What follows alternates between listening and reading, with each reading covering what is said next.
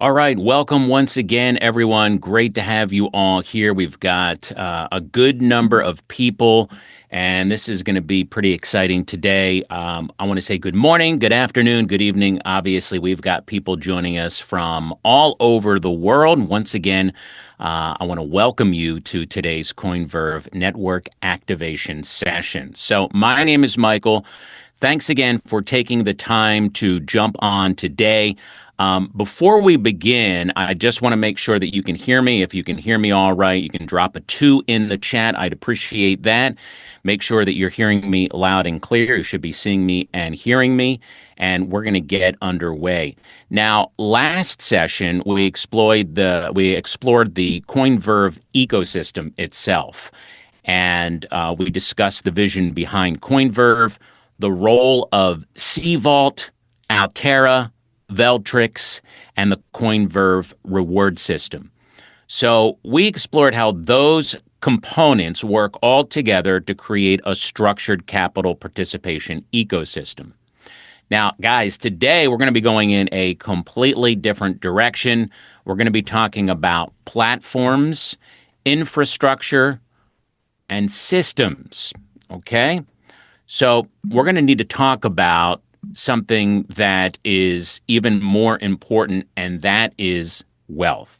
So more specifically, why do some people seem to build wealth consistently while others spend decades working hard yet never really achieve true financial freedom? And that's what we're going to be discussing. So I really want to understand for you guys to kind of take in the essence that the financial world is changing. And I've got a couple questions that came in from last week's session, and I'd like to go through that right now. So we want to address some of the questions for those of you that were here last week. Let's go to Sarah in Canada. She checked in and she said, when exactly will Veltrix be launched, and why do some people have access to it while others do not? And that's a great question, and let me address that. Veltrix is currently in its beta phase and is scheduled for full rollout in Q3 2026. The reason that some people have access today is because they're participating in controlled testing and feedback programs. So whenever we're introducing a major system, we prefer to roll it out gradually rather than release it to everyone at once, right? Does that make sense? Because this allows us to simply monitor performance, refine the execution quality, and obviously to make sure that the infrastructure is fully ready before opening it up across the entire network. So I hope that answers your question there.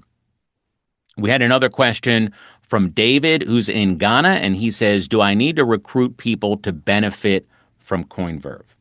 And the simple answer is not at all. Coinverve has multiple participation pathways. You can participate through Vault, Reserve, Altera, and eventually Veltrix without building a team. So the reward system is simply an additional opportunity, if you will, for people who enjoy leadership, community building, and network expansion. So guys, whether you're interested in building a team or simply participating in the ecosystem yourself, there's going to be a pathway available for you. We have Marcus checking in from Germany, who asks a great question. He says, can I participate in both Altera and Veltrix simultaneously? And the answer is yes, absolutely. Altera and Veltrix serve different purposes within the ecosystem. Many participants may choose to position themselves across both systems depending on their goals and preferred strategy. So the ecosystem is designed to be flexible. So once again, you're not limited to just one participation. We also have Aid Tunji. Hopefully I pronounced that correct.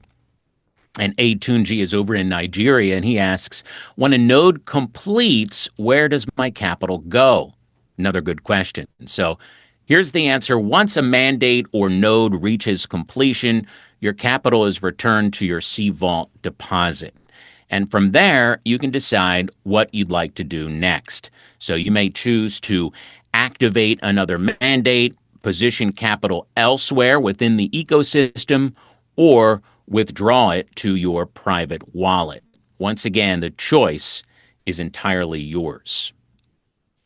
We had Brian who checked in from the US, and he said, can I have multiple mandates running simultaneously?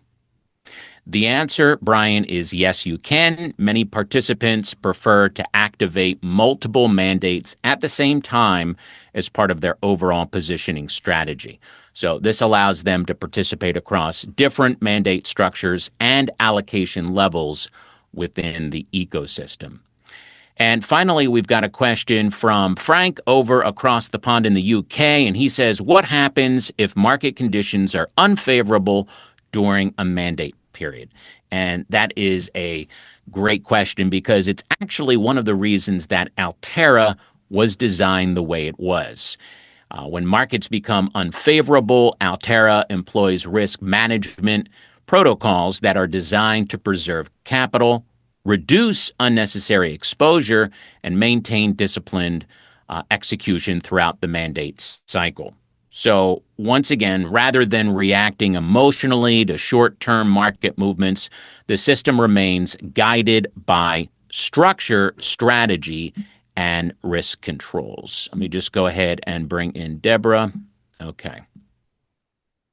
So ultimately, Altera was built not just to pursue opportunities, but to navigate uncertainty with discipline and consistency. So while no market environment is going to be completely predictable, I think we can all agree on that, the objective is to ensure that execution remains structured. That's the main word you heard me talk about last week, right? Also measured and aligned with mandate framework, regardless of market conditions. So those are some of the questions from last week. We appreciate your feedback and your participation. We're going to stop that for now and continue addressing additional questions in future sessions. So please send us your questions. So let's get back to the main focus of today's participation and presentation. And before we do jump in, I want to let everyone quickly jump into the chat. Let me know what country you're coming in from. Go ahead and put that in the chat right now. And if we can have Peter open that up so I can see exactly where everyone is, we would appreciate it. And we've got some Deutschland, I see.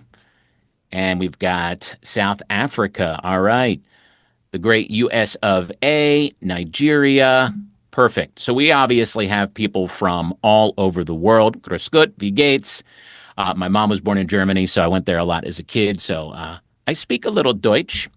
We've got Canada, the Great White North in the house, and lots others on here, about 80 plus, as I can see. So that's amazing. Thank you guys so much. You know, one of the things I enjoy most about these sessions is really seeing people from different continents all over the world.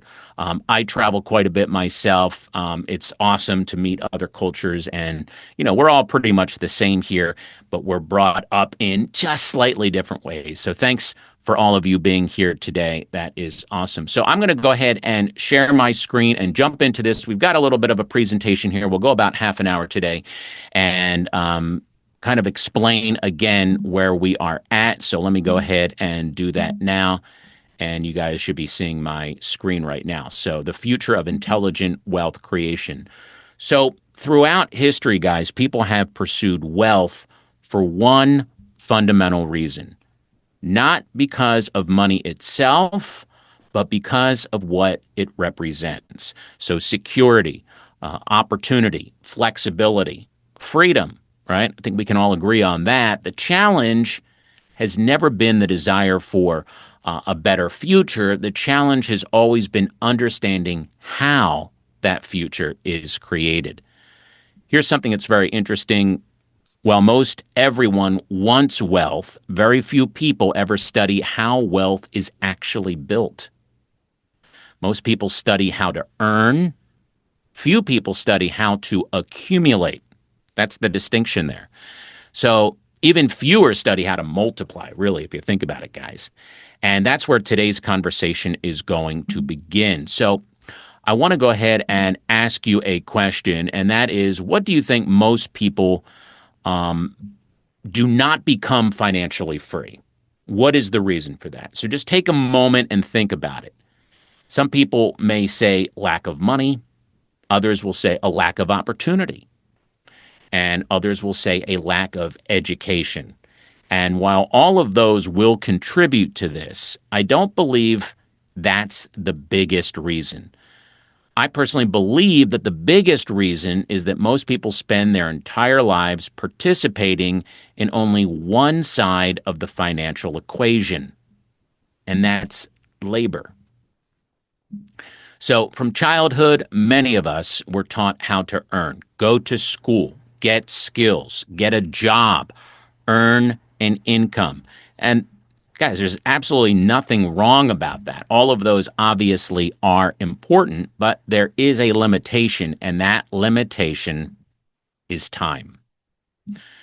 So every person has the same 24 hours, which means income generated purely from labor eventually reaches a ceiling, right? You can only go so far, you can only work harder, you can only work longer, and you become more skilled, but eventually there is going to be a limit. And this is where many people get stuck. So because they spend their entire lives exchanging time for money, well, you know how the rest works out, right? Now, the wealthy think differently. They understand something many people never learn. Labor creates income, capital creates wealth. And I want to say that again. Take a look at your screen. Labor creates income, capital creates wealth. Just let that sink in, because one of the defining characteristics of significant wealth is that it eventually becomes less dependent on labor and more dependent on capital. The wealthiest individuals and institutions understand this principle well. They don't simply earn income. They create ways for capital to participate, compound, and contribute to future growth. So over time, the relationship is going to change. Instead of working only for money, they position money to work alongside them. And that shift often marks the difference between earning a living and building wealth. Now let's go ahead and go through the 4 stages of money. As you can see here, stage 1 is earn, stage 2 is save, stage 3 is allocate, and stage 4 is multiply. Most people successfully reach stage 1, and many reach stage 2, but very few ever progress beyond that point. And that's where the real distinction begins, because earning creates income. Saving creates stability. Wealth is often built through what happens after both. So it emerges when capital is given a role beyond preservation. And when it becomes part of productive assets and opportunities and systems capable of generating growth over time. That's a very important point. So why one of the most important shifts in the financial journey is the shift from simply holding capital to positioning it is what we're going to discuss. Because saving protects the future, participation has the potential to shape it. So this brings up a principle that has remained true across generations. And that is capital that participates has the potential to grow. So capital that remains idle does not. And that's why some people spend years accumulating money without materially changing their financial position, while others focus on positioning capital within productive environments. The difference isn't always how much capital they possess. Often it's whether that capital is actually participating, because wealth creation has never been driven by ownership alone. It has been driven by productive participation. Now, throughout history, every era has produced its own wealth creation opportunities. And let me say that some built wealth through land, and some have built it through commerce, others through industry, financial markets, technological innovation. So the opportunities themselves may have changed, but the underlying principle has remained surprisingly consistent through all these years. The people who achieved extraordinary outcomes were often those who recognized emerging shifts early and positioned themselves accordingly. They participated in growth rather than merely watching it happen.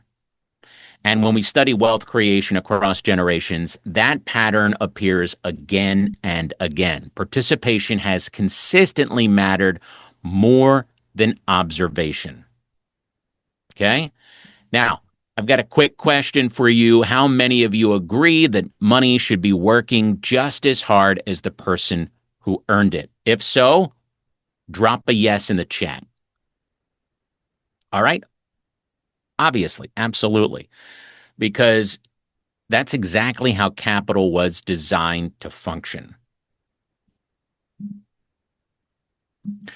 Now, perhaps the most significant shift taking place today isn't the markets themselves, it's the way participation is happening. So, across industries, decisions are becoming more structured, more data driven, and more system oriented. Capital participation is moving in the same direction. And that brings us to an important idea, that is structure. So when people struggle financially, the assumption is often that they need a better opportunity. It's the absence, really, of a framework. So without this structure, decisions become emotional. When discipline, consistency is involved, that's all going to change. So over time, inconsistent decisions tend to produce inconsistent outcomes. And that's why structure is so important. Structure really does matter. Not because it guarantees success, but because it creates a more disciplined and intelligent approach to participation. So let's talk about technology and how it advances and systems have become more sophisticated. This means that participation is becoming less dependent on individual guesswork and more dependent on access to the right infrastructure. And ladies and gentlemen, this is where Coinverve becomes quite relevant.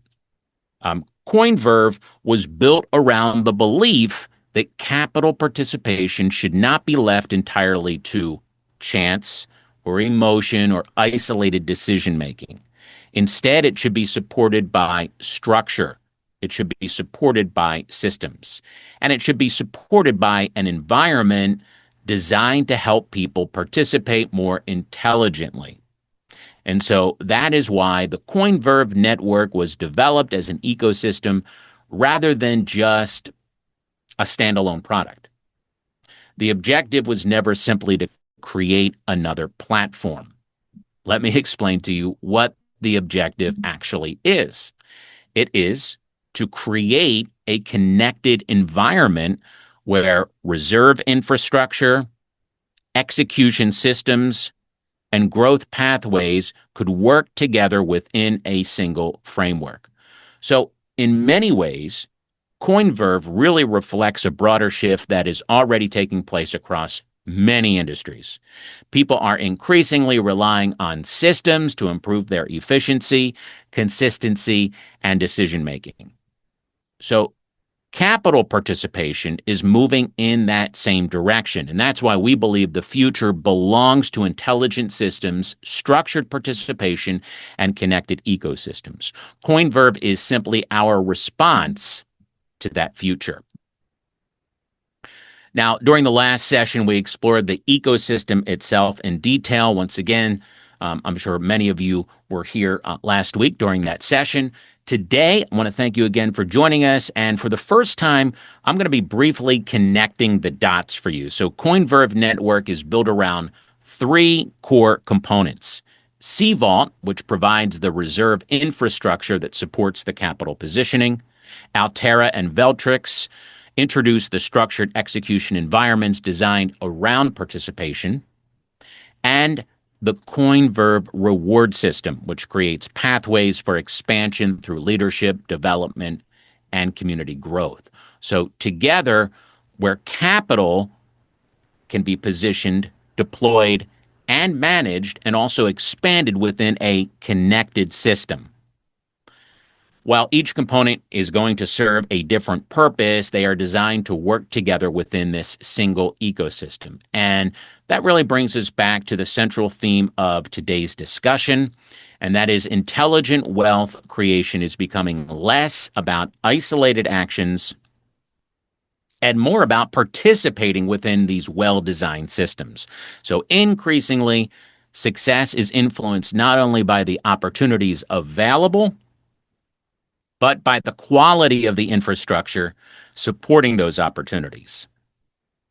And that's the philosophy behind Coinverve. And really, it's the reason our message remains simple.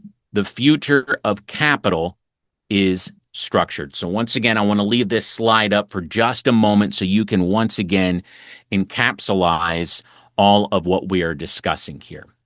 Okay? And if you've got questions, you can drop them in the chat. We're going to have a quick Q&A at the end, but as you have questions and they come up, go ahead and do that, and then we'll also address them if we've got time at the end here and then next week as well. So when you look closely at the way that wealth is created, certain requirements are going to emerge, and capital needs an environment where it can be positioned effectively. So it needs access to participation frameworks that allow it to become productive. And it benefits from ecosystems that create opportunities for growth beyond the individual. These principles are reflected through the Coinverve ecosystem. Now, I want to make something very clear here, and that is today's discussion has not been about promoting a platform. It's really about understanding a broader shift that is already reshaping the world around us. So, across industries, we are seeing the rise of intelligent systems, data-driven decision-making, and increasingly sophisticated infrastructure. I'm sure you've seen it, but the way people work is changing. The way businesses operate is changing.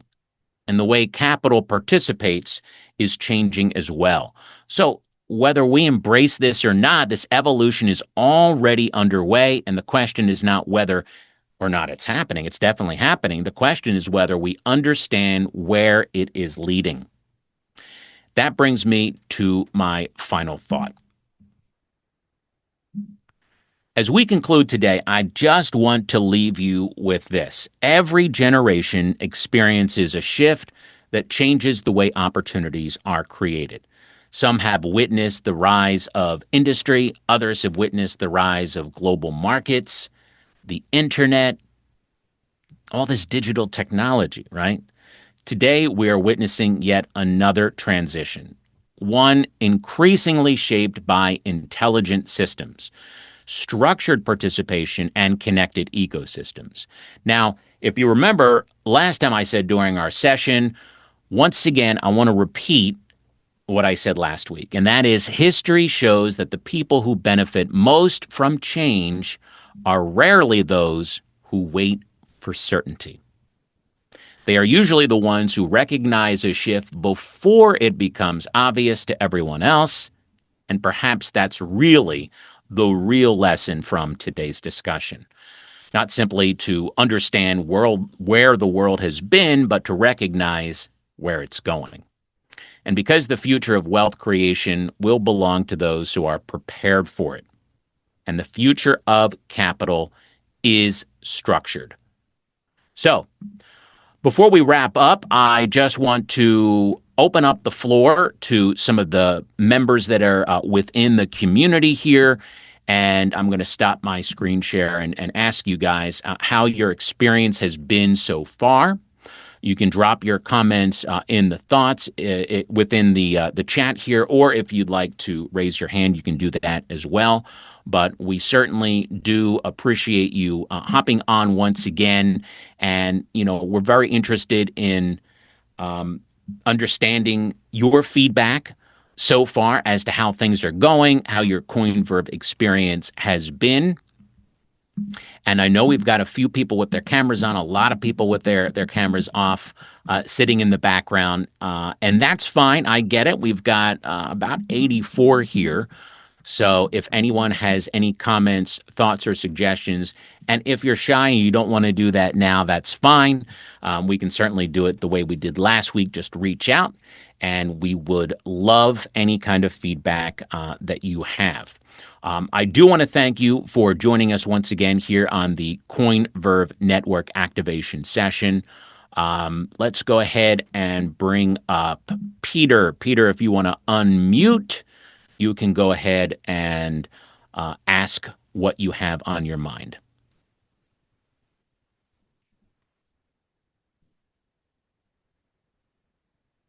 Okay. I think that Peter is going to put that in the chat. So that is fine. No worries. No worries. Thank you for all the nice emojis, everyone. Appreciate that. Um, as we move along here, we will have more audience participation, hopefully. That's totally up to you guys, but we want to make this nice and interactive. And I want to appreciate you once again for hopping on, and for today's session here within the Coinverve Network Activation Session. We do appreciate your time, your engagement, and your continued support. So on behalf of the entire Coinverve team, thanks for being a part of this really growing global community. And remember that the future of capital is structured. So thanks, everyone. We look forward to seeing you next time. Anything else, please do reach out to us. As we are at the 30-minute mark, we want to be respectful of your time. Thanks again, and we'll see you next time. Bye-bye.